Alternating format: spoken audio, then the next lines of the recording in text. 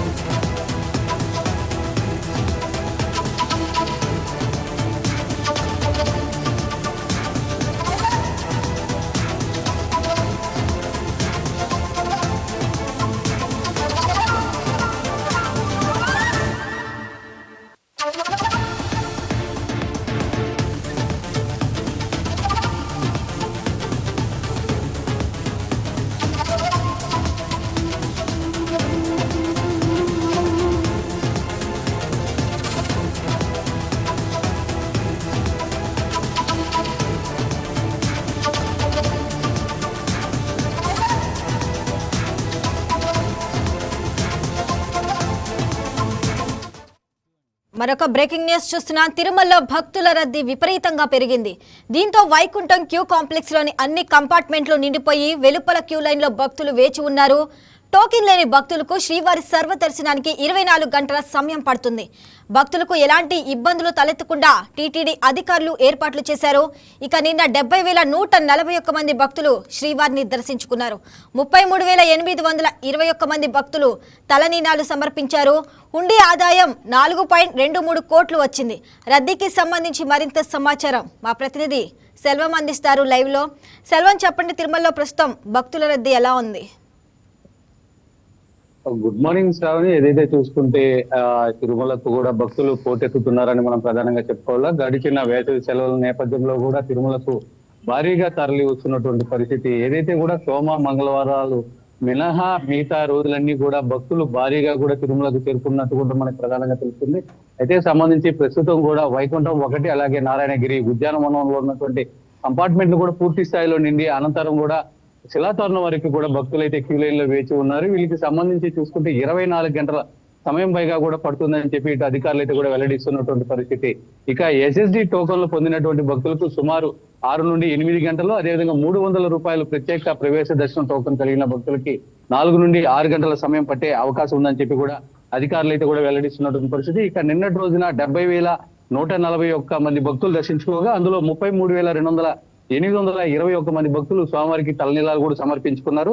నిన్నటి రోజున హుండీ ద్వారా కూడా 4.23 కోట్ల రూపాయలు ఆదాయం లభించగా, అదేవిధంగా 4.05 లక్షల లడ్డూలు కూడా భక్తులకు విక్రయించినట్టు టీటీడీ తెలిపింది. అందులో సంబంధించి కూడా చూసుకుంటే 2.62 లక్షల మంది భక్తులకు కూడా అన్న ప్రసాదాలు నిరంతరాయంగా పంపిణీ కూడా చేసినట్టు టీటీడీ అయితే కోరుకున్నటువంటి పరిస్థితి. మరోపక్క 3,586 మంది భక్తులకు కూడా ఇటు వైద్య సేవలు అందించినట్టు కూడా టీటీడీ అయితే కూడా తెలిపినటువంటి పరిస్థితి. ఏదేమైనప్పటికీ తిరుమలకు వచ్చేటువంటి భక్తులకు ప్రశాంతమైన వాతావరణంలో దర్శనం కల్పించే విధంగా కూడా టీటీడీ ఎప్పటికప్పుడు కూడా ప్రణాళికలు సిద్ధం చేసుకుంటూ వస్తుంది. ఈ నేపథ్యంలో వచ్చేటువంటి భక్తులకు ఎలా ఏదైతే క్యూ లైన్ లో ప్రవేశిస్తారో వాళ్ళకి సంబంధించి కూడా నిరంతరాయంగా అన్నప్రసాదాలు కావచ్చు, అదే విధంగా పాలు, నీళ్లు లాంటివి కూడా నిరంతరాయంగా కూడా అందించే విధంగా కూడా చర్యలు తీసుకుంటున్నారు. దీనికి సంబంధించి కూడా డిప్యూటీఓ స్థాయి అధికారులను కూడా అక్కడ ఏర్పాటు చేసి వాళ్ళ పర్యవేక్షణ సంబంధించి కూడా శ్రీవారి సేవకుల ద్వారా వాళ్ళకి నిరంతరాయంగా కూడా ఇటు సేవలను అయితే కూడా అందించే దిశగా కూడా టీటీడీ అయితే కూడా అడుగులు వేస్తున్నటువంటి పరిస్థితి. ముఖ్యంగా సంబంధించి ఏదైతే లడ్డూలకి సంబంధించి కూడా భక్తులకి ఎలాంటి ఇబ్బందులు లేకుండా బఫరింగ్ స్టాక్ కింద కూడా 7 నుంచి 8 లక్షల రూపాయలు లడ్డూలను బఫరింగ్ స్టాక్ కింద పెట్టుకొని వచ్చేటువంటి భక్తులకు ఎన్ని కోరినన్ని లడ్డూలను ఇచ్చే విధంగా కూడా టీటీడీ అయితే కూడా ప్రణాళిక ఏర్పాటు చేస్తుందని కూడా మనం ప్రధానంగా చెప్పుకోవాలి. ఈ స్థాయిలో ఈ నేపథ్యంలోని రికార్డు స్థాయిలో కూడా ఇటు లడ్డూలను విక్రయించినట్టు, అంటే జూన్ మాసంలో సంబంధించి కూడా 1,26 లక్షల లడ్డూలను పైగా విక్రయించినట్టు కూడా టీటీడీ అయితే కూడా పేర్కొన్నటువంటి పరిస్థితి. అయితే గత ఏడాది కావచ్చు, అదేవిధంగా అంతకు ముందు 24లో సంబంధించి, అదేవిధంగా 25 కంటే కూడా దాటి ఈ ఏడాది అంటే ఈ లడ్డూ గురించి ఇటు ఆ లడ్డూ విశిష్టతను అంటే కల్తీ నెయ్యి వ్యవహారం నేపథ్యంలో అనంతరం కూడా ఏదైనా కూడా స్వామివారే చూసుకుంటారు అన్న నేపథ్యంలో కూడా లడ్డూలు కూడా భారీ స్థాయిలో కూడా ఇటు భక్తులైతే కూడా తీసుకుంటున్నటువంటి పరిస్థితి. ఈ నేపథ్యంలోనే రికార్డు స్థాయిలో కూడా లడ్డూల్ని విక్రయం జరిగినట్టు కూడా టీటీడీ పేర్కొన్నటువంటి పరిస్థితి. మరోపక్క ఈ నెల ఏదైతే జూలై, ఆగస్టు, సెప్టెంబరు ఈ 3 నెలల పాటు కూడా ఏదైతే విశేష పర్వదినాలు ఉన్నాయో ఆ పర్వదినాలను పురస్కరించుకొని కూడా చాలా సందర్భాల్లో విఐపి బ్రేక్ దర్శన సిఫార్సు లేఖలు ఎవరైతే ఇస్తారో దాన్నంతా కూడా పూర్తిగా రద్దు చేస్తున్నట్టు కూడా టీటీడీ పేర్కొన్నటువంటి పరిస్థితి.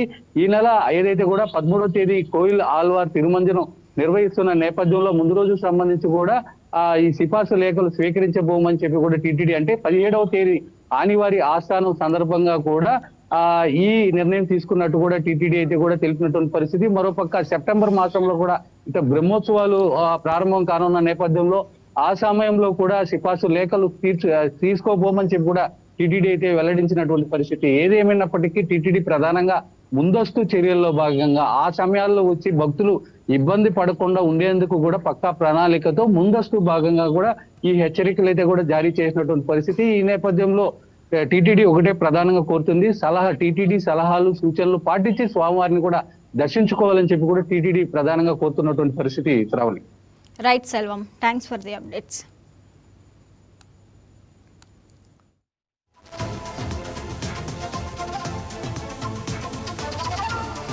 బంగారం బ్యాంకులో ఉంటే అది మీ అప్పు, అదే శివ గోల్డ్ కంపెనీకి తీసుకొస్తే అది మీ పెట్టుబడి. తాకట్లో ఉన్న మీ బంగారాన్ని మేము విడిపించి ఈ రోజు మార్కెట్ ధర కొని స్పాట్లో మీ నగదు మీకు అందిస్తాం. ప్రతి నెల వడ్డీలు కట్టడం లాభమా లేదా ఇలా చేయడం లాభమా మీరే ఆలోచించుకోండి. శివ గోల్డ్ కంపెనీ, అప్పులేని ఆనందకరమైన రేపటికి సరికొత్త మార్గం. జస్ట్ ఒక కాల్ చేయండి. తాకట్లో ఉన్న మీ బంగారాన్ని విడిపించి ఈ రోజు మార్కెట్ రేట్కే కొనబడును.